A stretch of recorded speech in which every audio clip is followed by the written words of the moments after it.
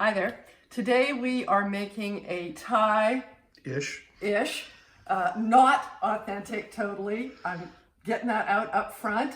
I'm actually calling it a cheater coconut curry. And the reason I'm calling it cheater is, you know, Rob and I often like to make our own pastes, spice pastes, like when we made chana masala, we made a masala, and then we also made a paste as well.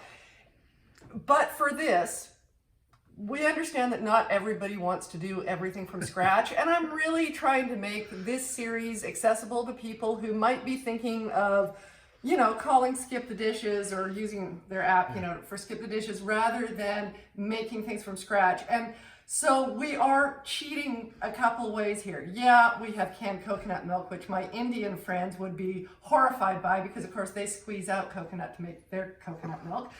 And we are using a Thai chili paste. But it means you don't have to spend 2 hours with a mortar and pestle. So this and is we good.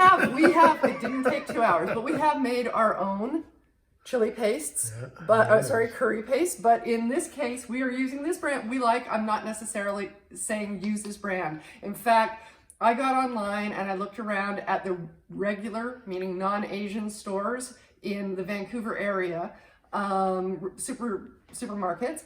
And all of them had a red Thai curry paste. It's pretty mainstream. Yeah, it's really mainstream. Same with fish sauce, okay?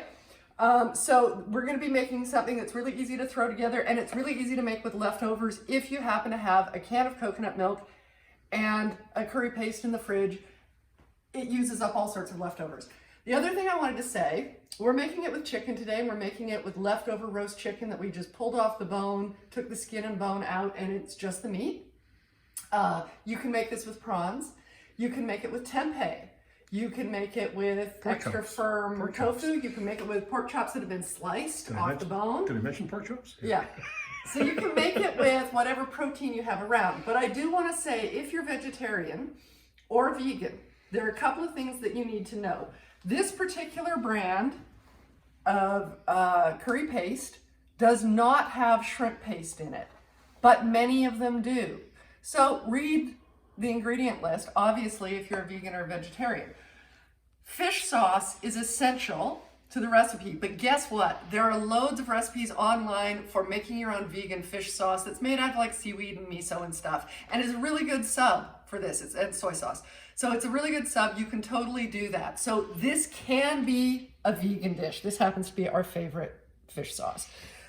One of them. Yeah. All right, so let's go to making some stuff. Now, I said this is a cheater recipe, and we're also using lots of leftovers. It's post-Christmas, and you know, people have turkey in the fridge or whatever, so why don't you make a turkey? Ours happens to be chicken, but whatever. Now, if we were doing this from raw meat of any sort, we would probably let it marinate for 20 minutes to an hour. We're using cooked, and because we're doing a video, we don't want to have to wait. So what we're going to do is we're just going to mix in the things for the marinade and then carry on with our recipe. So that is just chicken that I said. It's cooked, it's off the bone, but it could be raw. I wanted to show you, we buy lemongrass when we see it, and in the grocery store, and this is what it looks like, give or take. It's usually a little greener than this, and you can see it kind of is in layers, right? We've also grown it. It grows well here in the summer, just not in the winter.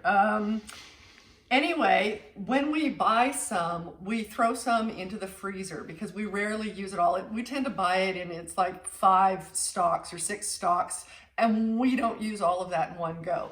So I pulled this out of the freezer, which is why it's not beautiful. But hey, if you don't have lemongrass, you can actually do this without, because your paste probably has lemongrass in it. But if you do, here's what you do. You take it out, let it thaw, and then you're going to take the back of your knife and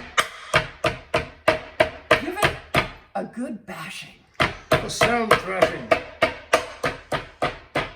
And that like releases the oils and stuff. And then we're going to cut it into, what do you think, about an inch, Rob? Yeah.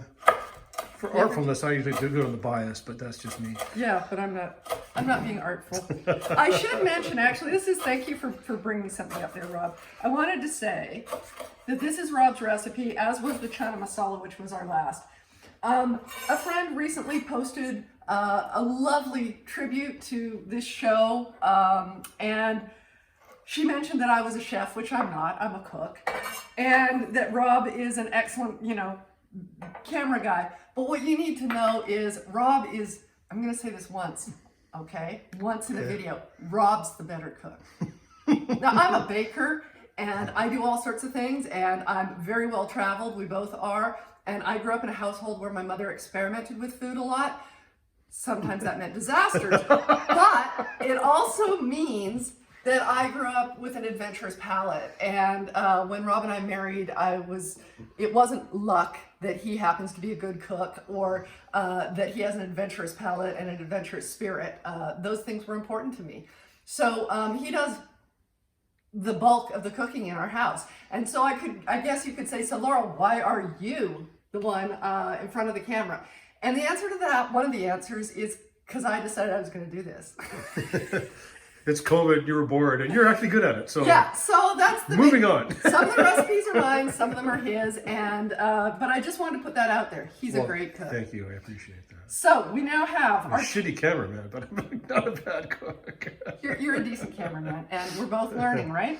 So we've got our chicken here. We've got the lemongrass that I cut into 1-inch segments. Then we've got a couple of 2 to 3 cloves of garlic minced,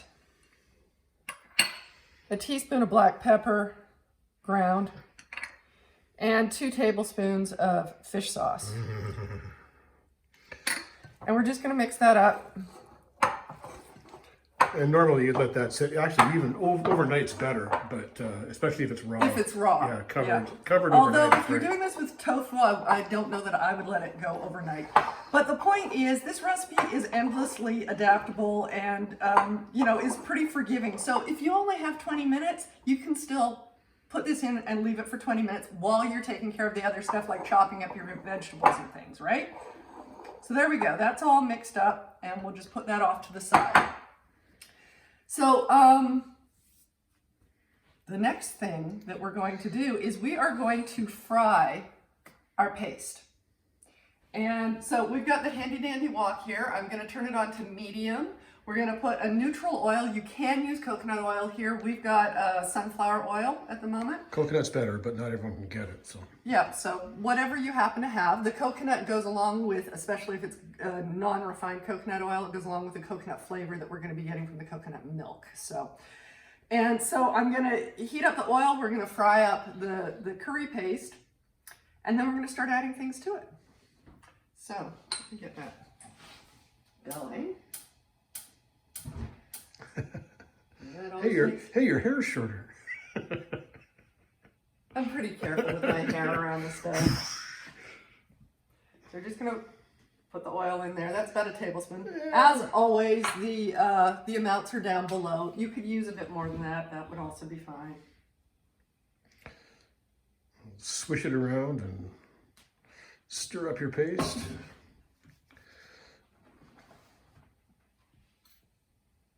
Just let it get. It's not warm. I have to wait for it to get warm enough. You could just go. It's not that critical at this point in the game.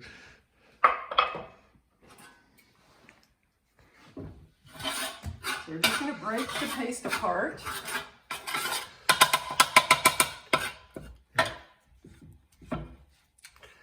You just sort of heat it up and just don't let it burn is the crucial thing. But you also don't want it all in one clump. no, well, break it up. It'll dissolve. Oh, she's going now. Yeah, I can hear a little bit. She's giving her. Okay. Now remind me, Rob, I'm throwing in the veg next or the chicken next? I would just toss it all in and give it a quick spin and put your coconut milk in and simmer. I mean, it's that easy, really. It's a very easy recipe to do.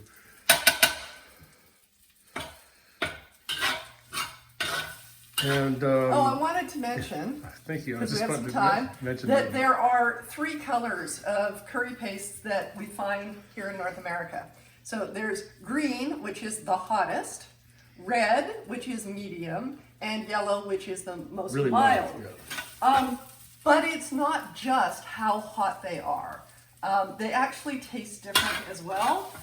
They have their own, different ingredients. And like I said, do check if you have a problem. Some of them are kind of funkier than others, and that's also brand particular. Okay, it's starting to really smell that. So I'm going to dust in the chicken there. And we're not trying to brown this. Even if it was raw, that's not the purpose. Give it a good coating of the chili paste. Getting some chili soap. We have a great story about doing a TV series where Rob threw some chilies into some hot oil, and all the camera guys, there were like 3 or 4 camera guys, and they all got down on their knees because bent over double with coughing. Because the chili hit the oil and it went into the air, and they all doubled over coughing. It's still before the courts. We can't really talk about it. Right. Good memories. Yeah. Nearly killing people with our food. Good times. Good times. We've got some peeled and chopped onion that's in like half rings. We've got half a red pepper there. I think we got a bit of orange in. Now the recipe I'm going to write for you has half a cup of green beans in it that have been blanched, which just means put them in boiling water. Salted water. Boiling salted water for a couple of minutes till they're a brighter green, and then you take them out and you plunge them into cold water to stop the cooking. Well, we didn't do that this time because what we actually have is, it's not a full half cup there, it's more like a quarter cup of some leftover green beans that we had for dinner one night. This is a recipe that you can totally use up whatever veg. Do you have half a can of bamboo shoots in the fridge? Use it. Do you have peas in the fridge? Use it. We use green beans and red peppers, but I have seen carrots julienned in here or shaved with a peeler. I've seen broccoli, not that that's something I would put in here, but plenty of people do. Okay, so everything there is coated in that paste. Smelled fabulous. So the next thing that we're going to do is we're going to put in, this is chicken stock, and this is coconut milk. So we're going to put these in, and you don't need it to be chicken stock. It could be water. It could be more coconut milk if you like it richer. Whoa. Give that a stir first. Oh, that smells fantastic. And it could be veg stock, of course. So as I said, this recipe is pretty forgiving, and I'm spraying stuff all over myself. How nice is that? And then I'm going to put the chicken stock in. You just want to make sure there are none of those lumps from the coconut milk. And this is sugar. And in a lot of East Asian cuisines, you're trying to balance the spicy and the sweet and the sour and trying to get, there's a great book called Hot, Sour, Salty, Sweet about travels through Asia, and balancing those, very, very good. Yeah, balancing those flavors is kind of where you're going, which is why we have the salty from the fish sauce, and we've got some sugar in here, and of course the spice from the chili paste or from the curry paste, and then we're finishing at the end with lime juice, and that's your sour.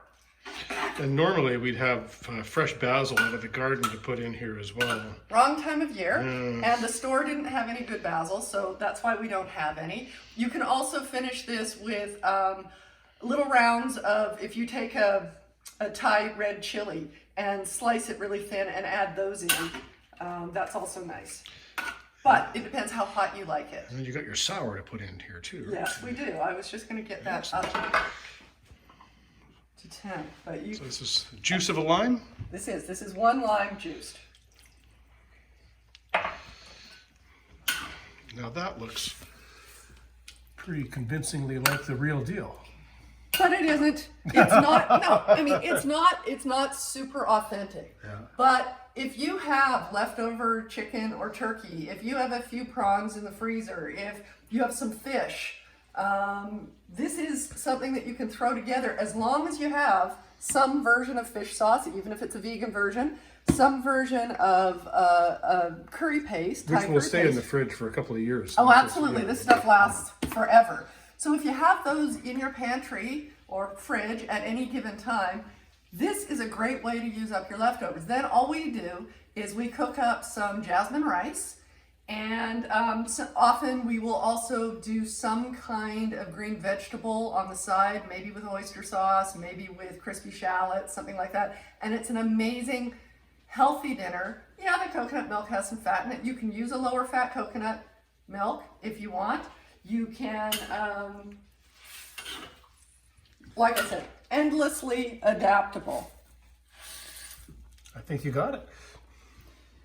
So there you go. There is your Cheaters Thai Yeah. coconut curry. And I'm not going to call it coconut chicken curry because, of course, you can use whatever you want in there. So I hope that that's helpful for you, and maybe it'll end up using up your leftovers for you. See you next time.